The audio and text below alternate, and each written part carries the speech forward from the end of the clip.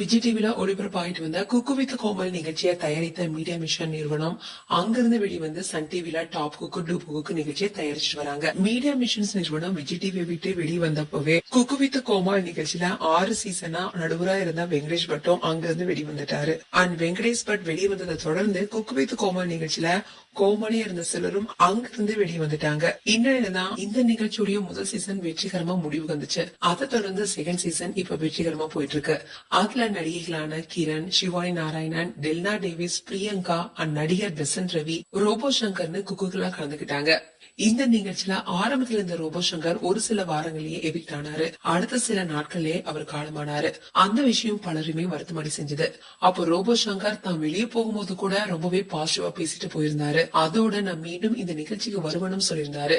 இப்படி இந்த நிகழ்ச்சியில இருந்த ஒவ்வொரு வாரம் வெளியேற ஃபைனல் ஸ்டேஜ் வந்திருக்கு.